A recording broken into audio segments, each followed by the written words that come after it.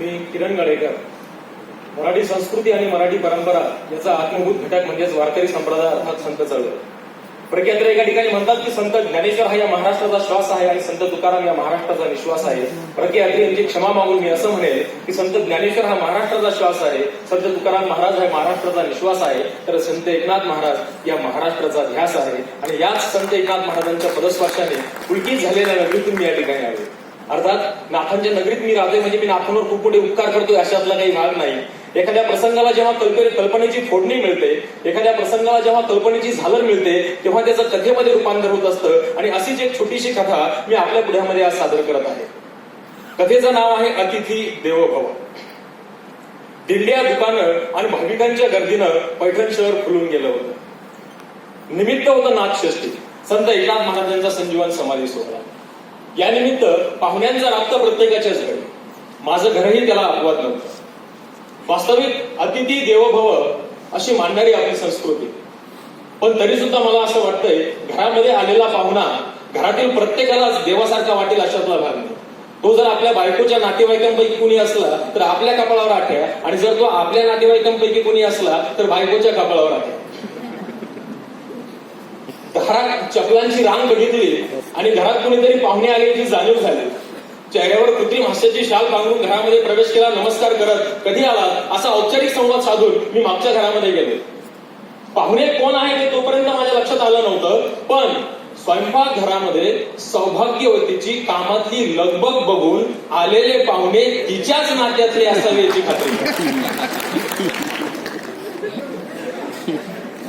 माझ्या माहेरचे अमक्याचे तमक्याचे कुणीतरी अमुक तमुक वगैरे वगैरे असं काहीतरी तिने सांगितलं. मी पण नेहमीप्रमाणे आणि सवयीप्रमाणे ह म्हणत फक्त ऐकल्यासारखं केलं.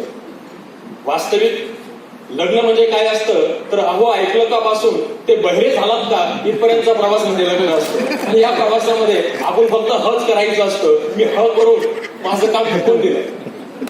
एरवी गंमत सांगतो तुम्हाला, एरवी कामामध्ये म्हणजे मी बोलायचं धाडस का, तुम्ही खूप नशीबवान आहात कथा कथन का. तुम्हाला घरी प्रॅक्टिस करायला टाइम भेटला, तुम्ही घरी कथा वाचू शकत होतात. माझं दुर्दैव असं सर की मी घरी कथा वाचू पण शकत होतो. मला इथं आल्यावर तयारी करायला लागली एका साईडला मध्ये जाऊन. तुम्ही खूप नशीबवान आहात, तुम्हाला वेळ भेटला. एरवी कामात गोगलगाईप्रमाणे ढिम्म असलेली ती चक्क मॅरेथॉन स्पर्धेमध्ये भाग घेतल्याला पाहू लागले. एरवी तुम्हाला खोटं नाही सांगत, एरवी 1 कप दुधामध्ये 4 कप चहा. 1 कप दुधामध्ये 4 कप चहा. आज गंमत अशी झाली, दूध आणि चहा याचं प्रमाण समान झालं. आदर व्यक्त करण्यात माझा काकूट होणार यात शंकाच नव्हती. कारण चहाचा ट्रे जसा पाहुण्याकडे घेऊन गेलो तसाच परत स्वयंपाक घरात आलो. त्यातलं कुणीतरी काशीला जाऊन आलं म्हणे, थोडक्यात तिची काशी करून आलं. आता मला आतापर्यंत कळलं नाही काशीचं आणि या कब्बशीचं काय वाकड आहे. कारण काशीला लोक जाऊन आले की फुलपात्रात चहा पितात. तिने तिची काशी केली, त्रास मला झाला. मी तिला हे सांगितलं, तिनं फक्त उभ्या उभ्या त्या फुलपात्राकडे बोट दाखवलं. अर्थात तिने फक्त बोटच दाखवलं. पुढचा सोपस्कार मलाच पार पाडावा लागला. त्यातच पाहुण्याच्या पोरानं भोकाड बसवून सारा घर डोक्यावर घेतलं. त्याला म्हणे आमच्या चिरंजीवाची रिमोटची गाडी आली होती. बरं गंमत पहा, आमचा चिरंजीव पण एवढा पुढे जात. एरवी बारीक सारीक गोष्टीवरून माझं आहे असं करणारा चिरंजीव नेमकं याच वेळी त्याच्या अंगामध्ये तुकाराम महाराज संचार. इंद्रायणीमध्ये गाथा अर्पण करावी तशी ती गाडी आणि रिमोट तिनं त्याला अर्पण केली. माझ्या डोळ्यासमोर फक्त काजवेच नाही चमकले सर, 500 रुपयाच्या 3 तरतरीत नोटा पण चमकल्या. 1,500 हाच आकडा माझ्या डोळ्यासमोर सारखा रेंगाळत राहिला. इकडच्या तिकडच्या गप्पांच्या नादात बराच वेळ निघून गेल्यानंतर दर्शनाहून येतो असं उशिराचं शहाणपण पाहुण्यांना सुचलं. ते दर्शनाला निघला तोच. दर्शनाला खूप उशीर लागेल, जेवण करून जा, सवनी हटकली. हे सुतोवाच करतात पाहुण्यांनी कुठली आडेवेळे न घेता मान डोलावली आणि पाहुणचाराचा पुढचा सोपस्कार सुरू झाला.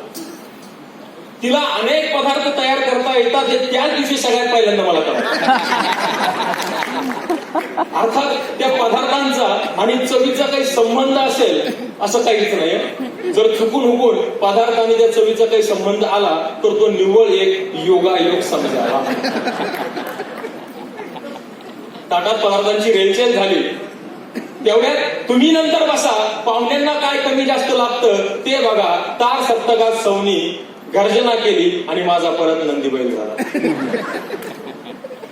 याचा अवकाश जेवण आटोपल्यावर दर्शन घेऊन तसंच निघतो असं उशिराचं शहाणपण पाहुण्यांना सुचलं आणि माझा जीव भांड्यामध्ये पडला. स्वारी निघणार याचा आनंद गगनात मावेना.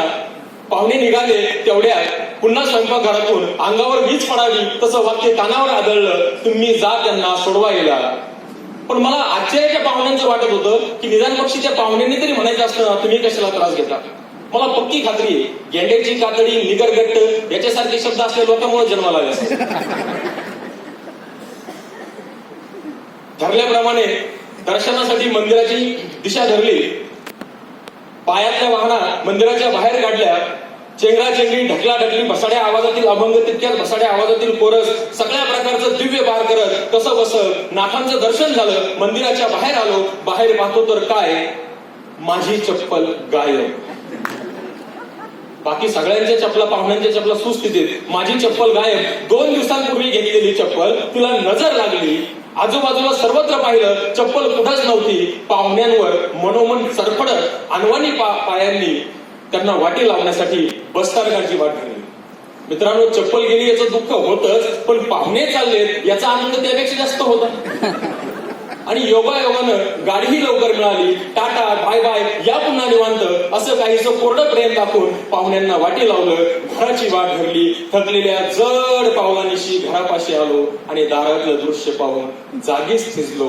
दारात चपलांची रांग कायम होती आणि सौभाग्य होती. स्वयंपाकघरात कामात धन्य होती. तिच्या मावशीच्या आमक्याचे तमक्याचे कोणीतरी अमो तमो वगैरे वगैरे. धन्यवाद.